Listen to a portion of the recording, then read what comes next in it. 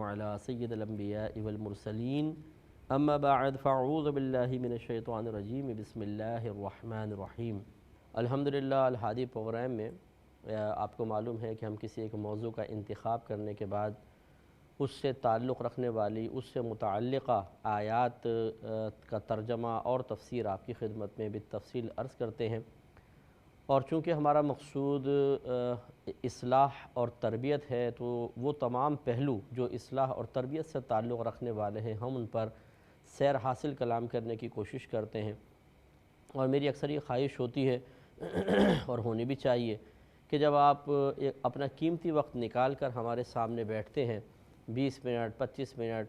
तो वो ज़ाया ना जाए, वो बेकार ना जाए, उसमें कुछ ना कुछ सीखने को मिले। आप एक अच्छी सोच, एक अच्छी फ़िक्र लेकर उठें। अगर हमारी कुछ गलत फ़हमियाँ हैं, कुछ गलतियाँ हैं, कुछ नादानियाँ हैं, तो हमें उन पर इत्तिला हासिल हो और फिर उन गलतियों को, उन ख़ताओं को ख़ुद से किस तरह दूर रखना चाहिए, कैसे अपनी उनके मुकाबले में हिफाजत करनी चाहिए, ये भी हम तरीक़े आपकी खिदमत में कुरान और हदीस की रोशनी में अर्ज़ करते हैं, जिससे यकीनन बहुत बड़ा फ़ायदा मुतवक्के है। आपको मालूम है कि अभी हम पहले वालिदैन के हुकूक़ के बारे में कलाम कर रहे थे। अल्लाह तबारक व तआला ने कई मकामात पे वालिदैन के बारे में, उनकी अज़मत के बारे में, हुकूक़ के बारे में कलाम फ़रमाया। और इसके बाद अब हमने औलाद का मौज़ू लिया था कि अल्लाह ताला ने औलाद के बारे में क्या कुछ इरशाद फ़रमाया है। तो एक मशहूर आयत तो मैंने आपकी खिदमत में अर्ज़ की थी कि जिसमें अल्लाह तबारक व तआला ने इरशाद फ़रमाया कि या अय्युहल्लज़ीना आमनू क़ू अनफुसकुम व अहलिकुम नारा वक़ूदुहन्नासु वल हिजारा। ए ईमान वालों, अपने आप को और अपने घर वालों को जहन्नम की उस आग से बचाओ जिसका ईंधन आदमी और पत्थर है। और उसमें आपको समझाया था कि ये असल में घर के सरपरस्त से ख़िताब करते हुए उसे अपनी ज़ात को भी और अपने घर वालों को भी जहन्नम की आग से बचाने का हुक्म दिया गया है। अपने आप को बचाने का मतलब कि इंसान इल्म दीन सीखे, नेकियां करे, जो इबादात उस पर फ़र्ज़ वाजिब हैं, जो चीज़ें सुन्नत मुअक्कदा हैं उन्हें पूरा करे ख़ास तौर पर, और जो हराम हैं, मकरूह तहरीमी हैं, इसाअत के दर्जे में हैं, उनको छोड़े। इसके बाद और मौका मिले तो नवाफिल और मुस्तहब्बात पर भी अमल करे। और इसी तरीक़े से अपने घर वालों को इल्म दीन सिखाए, उन्हें गुनाहों से बचाए, गुनाहों से बचने का हुक्म दे, नेकी का हुक्म दे, इबादात पर इस्तिक़ामत दिलवाने की कोशिश करे। जब एक शख़्स अपने बारे में भी ये कोशिश कर रहा होगा और अपने घर वालों के बारे में भी मुखलिसाना अल्लाह तबारक व तआला की मदद से कोशिश जारी रखेगा, तो इंशाअल्लाह ना सिर्फ ये जहन्नम की आग से बचेगा, बल्कि घर वाले भी अल्लाह तबारक व तआला के करम से हिफाजत में रहेंगे। इसके बाद अब जो ये आयत सूरह ताहा की आयत नंबर 132 मैं आपकी खिदमत में अर्ज़ कर रहा हूँ, इसमें अल्लाह तबारक व तआला ने घर के सरपरस्त को एक हुक्म दिया है, ख़ुद उसकी ज़ात के बारे में भी और उसके औलाद के बारे में भी, और फिर वादा फ़रमाया है।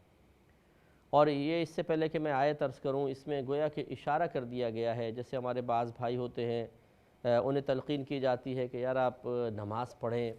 दरस कुरान में शिरकत करें, अपनी औलाद को की दीनी तरबियत करें। वो कहते हैं कि जी हमें टाइम ही नहीं मिलता, सुबह से शाम तक इतने मसरूफ़ होते हैं, क्या करें, सुबह जाते हैं शाम को आते हैं, तो उसमें बच्चों की दुनियावी पढ़ाई देखें, दीनी पढ़ाई देखें, तो हमें इतना टाइम नहीं मिलता है कि हम बच्चों को दीन सिखा सकें या उनको इबादात का हुक्म दे सकें। हम तो बाहर होते, और फिर उनकी ज़बान पे एक जुमला आता है कि बीवी बच्चों के लिए ये कमाना भी तो इबादत है ना, और हम उस इबादत में मशगूल हैं। तो ये इसका तो इनकार नहीं है कि अपने बीवी बच्चों को रिज़्क़ हलाल कमा कर खिलाना ये बहुत बड़ी इबादत है और इस पर बहुत सवाब का तरत्तुब है। नबी करीम सल्लल्लाहु अलैहि वसल्लम का फ़रमान ज़ीशान है कि इंसान को सबसे ज़्यादा उस सदक़े का सवाब मिलता है जो वो अपने घर वालों पर करता है। सदक़े का मतलब होता है सवाब की गरज से अल्लाह तबारक व तआला के रास्ते में कुछ खर्च करना, ये सदक़ा है। तो अगर आप अपने घर वालों को भी रिज़्क़ हलाल से अल्लाह तबारक व तआला की रज़ा और हुसूल सवाब की गरज से खिला रहे पिला रहे हैं, बीवी पे ख़र्च कर रहे हैं, बच्चों पे ख़र्च कर रहे हैं, ये भी सदक़ा है और सवाब मिलेगा। तो इसका तो इनकार नहीं है। लेकिन ये जो एक जुमला है कि जी बीवी बच्चों के लिए कमाना भी तो इबादत है, تو یہ بھی ہوتا تو بہت اچھی بات تھی، لیکن ہم اس کو ہی بنا دیتے ہیں۔ بیوی بچوں کے لیے کمانا ہی عبادت ہے۔ بھی ہم وہاں پر استعمال کرتے ہیں جہاں کچھ اور چیز بھی ہوتی ہے، اور ہی وہاں استعمال کیا جاتا ہے جہاں کچھ اور نہیں۔ آپ کیا کھائیں گے؟ میں صرف روٹی ہی کھاؤں گا، تو اس کا مطلب اور کچھ نہیں۔ اور اگر کوئی کہے کہ میں روٹی بھی کھاؤں گا، اس کا مطلب ہے کچھ اور بھی کھانا چاہتا ہے۔ تو اب یہاں پہ جملہ تو یہ بولتے ہیں جی کمانا بھی تو عبادت ہے، تو ٹھیک ہے، تو آپ خود اقرار کر رہے ہیں کہ بیوی بچوں کے لیے کمانا بھی عبادت ہے، تو اس کا مطلب ہے کچھ اور بھی عبادات ہیں، کچھ اور بھی آپ پہ ذمہ داریاں ہیں، کچھ اور بھی مسائل ہیں، لیکن ہم شاید یہ سمجھتے ہیں، اس بھی کو ہی بنا دیتے ہیں کہ بیوی بچوں کے لیے کمانا ہی عبادت ہے، تبھی تو ہم کسی اور چیز کی طرف توجہ نہیں کرتے، کسی اور شے کی طرف متوجہ نہیں ہوتے۔ بہرحال اس کا ہم انکار نہیں کریں گے، جیسے ہمارے پاکستان کے حالات ہیں اور اس وقت خصوصاً ہمارے کراچی کے حالات ہیں کہ ایک غریب آدمی بیچارہ صبح نکلتا ہے، شام کو گھر میں گھستا ہے، اور بعض ہزارہا ایسے گھر ہیں جس میں روزانہ کماتے ہیں، روزانہ کھاتے ہیں۔ اس کا تو انکار نہیں ہے کہ واقعی بیوی بچوں کے لیے اگر وہ آدمی کمانے کے لیے باہر نہ جائے تو بچے فاقہ کریں گے، بھوکے مر جائیں گے۔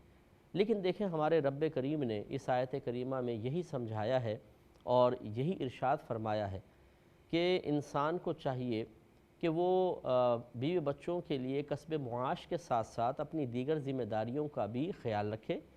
اور یہ سمجھ کر رکھے کہ ایسا نہیں ہوگا کہ اگر آپ میدان محشر میں پہنچیں اور یہ عذر پیش کریں کہ اللہ تعالیٰ مجھے ٹائم نہیں ملا تھا کہ میں بچوں کو دین سکھاتا، ان کو علم سکھاتا، اور ان کو نماز کا حکم دیتا، انہیں برائیوں سے روکتا، کیونکہ میں باہر ہوا کرتا تھا صبح سے شام تک، لہٰذا ایسا نہیں کر سکا، تو اس لیے مجھے معاف فرما دے۔ ایسا نہیں ہوگا، کیونکہ اللہ تبارک و تعالیٰ نے اس کا حل بتایا ہے، اللہ تعالیٰ نے اس کے بارے میں واضح طور پہ احکامات ارشاد فرمائے ہیں، اور جب کسی ایک شے کے بارے میں واضح طور پہ کوئی حکم آ جائے تو پھر ہم اس کو ترک کرنے کے سلسلے میں کوئی بھی عذر اور بہانہ پیش کریں گے، وہ قابل قبول نہیں ہوگا۔ مثلا دیکھیے اللہ تعالیٰ کیا فرما رہا ہے، سورہ طٰہٰ آیت نمبر 132۔ پہلے میں اس کو بیان کرتا ہوں، پھر دیکھیں ہم اس پہ توجہ کرتے ہیں، جو مسئلہ میں آپ کی خدمت میں عرض کر رہا ہوں، سمجھانے کی کوشش کر رہا ہوں۔ اللہ تعالیٰ فرماتا ہے کہ وَأْمُرْ أَهْلَكَ بِالصَّلَاةِ وَاصْطَبِرْ عَلَيْهَا، اپنے گھر والوں کو نماز کا حکم دے۔ یہ گھر کے سرپرست سے خطاب ہے، گویا کہ اے گھر کے سرپرست اپنے گھر والوں کو نماز کا حکم دے، وَاصْطَبِرْ عَلَيْهَا، اور خود بھی اس پر ثابت قدم رہے، یعنی خود بھی پابندی کے ساتھ نماز پڑھو۔ لَا نَسْأَلُكَ رِزْقًا، ہم تم سے رزق کا سوال نہیں کرتے ہیں، نَحْنُ نَرْزُقُكَ، رزق تو ہم تمہیں عطا فرمائیں گے، وَالْعَاقِبَةُ لِلتَّقْوَى، اور انجام کی بہتری تقوی کے لیے ہے، یعنی جو تقوی پرہیزگاری اختیار کرے گا آخرت کا بہترین انجام اس کو حاصل ہوگا۔ تو لہٰذا یہ دیکھیں معلوم ہوا اللہ تعالیٰ فرما رہا ہے کہ اپنے گھر والوں کو نماز کا حکم دو اور خود بھی اس پہ ثابت قدم رہو۔ اس آیت میں صرف نماز کا حکم ذکر کیا گیا ہے، لیکن اس کا مطلب یہ نہیں ہے کہ صرف نماز کا حکم، مراد یہی ہے کہ جو چیزیں فرض ہیں، جو لازم ہیں، اپنے گھر والوں کو اس کا حکم دو اور خود بھی اس پہ ثابت قدم رہو۔ اور پھر کتنا نفیس جملہ ہے کہ ہم تم سے رزق کا سوال نہیں کرتے، رزق تو ہم تمہیں عطا فرمائیں گے۔ اب اس کا مطلب یہ ہوا کہ کسب معاش تو چونکہ نبی کریم صلی اللہ علیہ وسلم نے تلاش رزق کا حکم دیا ہے، خود بھی نبی کریم صلی اللہ علیہ وسلم نے پہلے تجارت فرمائی اور پھر ارشاد فرمایا کہ اللہ تعالیٰ نے میری روزی نیزے کے سائے میں رکھ دی ہے، یعنی جو مال غنیمت میں آتا تھا نبی کریم صلی اللہ علیہ وسلم کے لیے اس کا 5واں حصہ ہوا کرتا تھا، اس میں بھی پھر 5 حصے تھے بہرحال، لیکن آپ کے لیے یہ معاملہ تھا۔ صحابہ کرام علیہم الرضوان کسب معاش کرتے رہے ہیں، تو ہمیں کسب معاش کا حکم تو دیا گیا ہے، لیکن جو اللہ تبارک و تعالیٰ رزق عطا فرمانے کی اپنی طرف نسبت فرما رہا ہے، اس کا مطلب یہ ہے کہ کسب معاش یعنی کوشش جب انسان کرتا ہے، ضروری نہیں ہے کہ اس کوشش کے بدلے میں ضرور اس کو رزق مل جائے، اور ضروری نہیں ہے کہ ملے تو محفوظ بھی رہے۔ بعض اوقات ایسا ہوتا ہے کہ انسان پیسہ کوشش کرتا ہے، کچھ بھی نہیں ہوتا، جیسے سارا دن بیٹھے ہوئے ہیں، کوئی گاہک ہی نہیں آ رہا، کچھ پیسہ نہیں ملا۔ بعض اوقات مل جاتا ہے، لٹ جاتا ہے، بعض اوقات مل جاتا ہے لیکن گھر میں بیماری وغیرہ ہو جاتی ہے، اس میں خرچ ہو جاتا ہے۔ تو اس لیے معلوم یہ ہوا کہ کسب معاش جو ہے یعنی رزق کے لیے کوشش، اس کا حکم تو دیا گیا اور ہمیں کرنی بھی ہے، لیکن حقیقتاً یہ رزق کے حصول کا ذریعہ نہیں ہے۔ اصل میں فاعل حقیقی، مؤثر حقیقی ہمارے رب کی ذات ہے، اور اللہ تعالیٰ وعدہ فرما رہا ہے کہ اگر تم اپنے گھر والوں کو نماز کا حکم دو گے، خود بھی اس پہ ثابت قدم رہو گے، تو رزق ہم تمہیں عطا فرمائیں گے۔ گویا کہ اب اللہ کا وعدہ تو ضرور پورا ہوگا اگر ہم اپنے آپ کو نیکیوں پہ استقامت پذیر رکھیں، گھر والوں کو استقامت کی طرف مائل کریں، نیکی کا حکم دیں، برائی سے روکیں، خصوصاً نماز کا حکم دیں، تو اللہ تبارک و تعالی غیب سے رزق کے دروازے کھولے گا اور ہمیں مختلف ذرائع سے رزق حاصل ہوگا۔ لیکن مسئلہ یہ ہے کہ اگر ایک نتھو پتھو ہم سے وعدہ کر لیتا ہے جو کبھی جھوٹ نہیں بولتا ہے، یار کل میں تمہیں یہ دے دوں گا، کل میں تمہیں نوکری دلوا دوں گا، کل میں تمہیں تھوڑے سے پیسے دے دوں گا، تو اس کے وعدے پر اتنا اعتماد ہوتا ہے کہ دل کو اطمینان ہو جاتا ہے، ذہن پرسکون ہو جاتا ہے، اور ہم اس کے وعدے پر اعتماد کرتے ہوئے بہت سارے جیسا اس کا تقاضا ہوتا ہے ویسا عمل کرنا شروع کر دیتے ہیں۔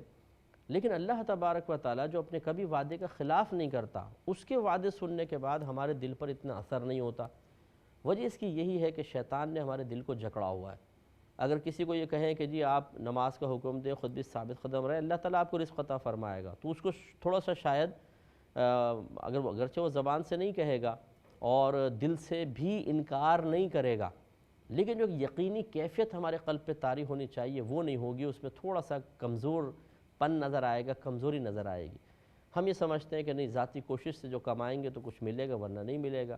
تو اللہ تبارک و تعالیٰ نے اولاد کے سلسلے میں جو والدین کو حکم فرما دیا، اس پر ہمیں توجہ کرنی چاہیے۔ اب ایسے والدین کے لیے کہ جو یہ کہتے ہیں کہ جی ہم بہت زیادہ مصروف ہوتے ہیں، اپنے بچے کی تربیت نہیں کر پاتے، تو کس نے یہ کہا ہے کہ آپ بیٹھ کر انہیں سبق سکھائیں، آپ بیٹھ کے کتابیں پڑھائیں؟ یہ تو شاید کروڑوں میں سے کوئی ایک والد بھی نہیں کرتا ہوگا۔ حکم یہ ہے کہ آپ ان کے لیے اسباب بنائیں، ذرائع مقرر کریں۔ مثال کے طور پہ جیسے ایک تو چینلز جو دینی چینلز آ رہے ہیں، ان میں وہ پروگرام جن میں کچھ سیکھنے کو ملتا ہے، بہت سارے پروگرام ہیں، اور ہمارا بھی ماشاءاللہ یہ پروگرام ہے، الہادی ہے، میں درس بخاری بھی کرتا ہوں، اسی طرح قرآن عظیم، یہ الہادی قرآن عظیم سے تعلق رکھتا ہے، اور احکام شریعت پروگرام کرتے ہیں، اس میں مسائل سکھائے جاتے ہیں، بچوں کو اس کو سکھوائیں۔ اسی طریقے سے کتابیں لا کر دینا، لٹریچر جو ہے بہت ضروری ہے کہ اپنے گھر والوں کو لا کر دیں، نماز کے مسائل دیجئے، روزوں کے مسائل پہ کتابیں ہیں وہ لا کے کتابیں لا کر دیں۔ اسی طریقے سے کچھ بیانات کی کیسٹیں یا سی ڈیز وغیرہ آپ کو ملیں جن میں اصلاحی بیانات ہوں، وہ سنائے جائیں۔ اور اس کے علاوہ اگر کہیں شارٹ کورسز وغیرہ ہوتے ہیں جس میں فرض علوم سکھائے جاتے ہوں، وہ فرض وہاں تک آپ بھیجنے کی کوشش کریں۔ ہر جگہ کوئی فیس نہیں لیتا، ہر جگہ کوئی پیسے نہیں لیتا، اگر تھوڑے بہت لیتا ہے اور ہم افورڈ کر سکتے ہیں تو ہمیں پیسے بھی دینے چاہیے تاکہ بچے بہرحال دین سیکھیں۔ تو یہ کوشش یہ کرنی ہوگی ایک والد کو، ایک والدہ کو، کہ وہ اپنے بچوں کو دین سکھائیں۔ اگر ہم دین نہیں سکھائیں گے، بچے بے راہ روی کا شکار رہیں گے، تو یاد رکھیں کہ پھر میدان معاشر میں یہی اولاد اللہ تبارک و تعالیٰ کی بارگاہ میں جا کے ہماری شکایت کرے گی کہ اللہ تعالیٰ انہوں نے ہمیں جاہل رکھا، انہوں نے ہمیں نماز کا حکم نہیں دیا، انہوں نے ہمیں مسائل نہیں سکھائے، نہ ایسے ذرائع فراہم کیے، نہ ایسا ماحول فراہم کیا، لہٰذا ان کی گرفت فرما، اور وہاں پہ پھر گرفت ہوگی۔ اس لیے کوشش کرنی چاہیے کہ اپنے اولاد کو دین سکھائیں۔ اب بہت سے والدین ایسے بھی ہوتے ہیں کہ جو اپنی اولاد کو دین کی طرف اس لیے نہیں آنے دیتے کہ وہ گھبراتے ہیں کہ شاید اگر یہ دین کی طرف آئے گا تو دنیا سے بالکل کٹ جائے گا، یہ دنیا کی پڑھائی چھوڑ دے گا، یہ اور دنیاوی ایکٹیویٹیز میں حصہ لینا بالکل چھوڑ دے گا، مسجد میں جا کر بیٹھ جائے گا، تسبیح ہاتھ میں پکڑ لے گا، اللہ اللہ کرنے لگ جائے گا، تو وہ ایک خوف زدہ سے ہو جاتے ہیں، خود خوف زدہ ہو جاتے ہیں یا بعض لوگ خوف میں مبتلا کرتے ہیں۔ جیسے کسی کا بچہ نمازی بن گیا، پرہیزگار بن گیا، مسجد میں آنے جانے لگا، تو کچھ رشتہ دار، کچھ محلے والے سمجھاتے ہیں کہ جی دیکھیں زیادہ اپنے بچوں کو دین کی طرف نہ آنے دیں، آج کل ماحول بڑا خراب ہے، مولوی بن جائے گا جی کہیں کہیں نہیں رہے گا، تو وہ والدین گھبرا جاتے ہیں۔ اب یہ نہیں سوچتے کہ جو دنیا کی طرف مائل ہیں مکمل طور پر، کتنے بچے ایسے ہیں جو یونیورسٹیز سے اعلیٰ ڈگریاں حاصل کرنے کے بعد بیچارے ڈگری ہاتھ میں لے کر ایسی گھومتے پھر رہے ہیں، ان کو کہیں نوکریاں نہیں مل رہی ہیں، جوتیاں چٹکھاتے پھر رہے ہیں، کتنوں کو ہم جانتے ہیں، آپ بھی اپنے اطراف میں جانتے ہیں۔ تو اگر واقعی دین کے قریب آنے سے دنیا کو نقصان ہوتا اور دنیا کی طرف جانے سے دنیا ضرور حاصل ہو جاتی، تو اس کی آپ کو سینکڑوں مثالیں ملتی کہ ہر داڑھی والا، ہر دیندار بھوکا مر رہا ہوتا اور ہر دنیا دار ترقی کر رہا ہوتا، لیکن ایسا نہیں ہے۔ بلکہ ہم نے یہ دیکھا ہے جو دین کی طرف مائل ہوتے ہیں، اللہ تبارک و تعالیٰ انہیں غیب سے رزق حلال دیتا ہے، رزق حلال غیب سے عزت کے ساتھ۔ بشرطے کہ اس کو حاصل کرنے کا طریقہ صحیح اختیار کیا جائے۔ اس لیے اس قسم کے وسوسوں سے ہمیں دور ہونا چاہیے۔ کیا ہم نہیں چاہتے کہ ہمارا بچہ دنیا میں بھی عزت پائے، اس کو موت کی آسانیاں محسوس ہوں، جب وہ قبر میں جائے تو عذاب قبر سے نجات پائے، منکر نکیر کے سوالات کے جوابات میں ثابت قدم رہے، اس کی قبر جنت کے باغوں میں سے ایک باغ بن جائے، تا حد نکاح اس کی قبر کو وسیع کر دیا جائے، اور میدان محشر میں عزت پا کر وہ شان کے ساتھ جنت میں جائے۔ اگر چاہتے ہیں تو پھر اس کو دین کی طرف آنے دیں، اس میں کوئی دنیا کا نقصان نہیں ہوگا۔ اللہ تعالی ہمیں سمجھ عطا فرمائے، آمین۔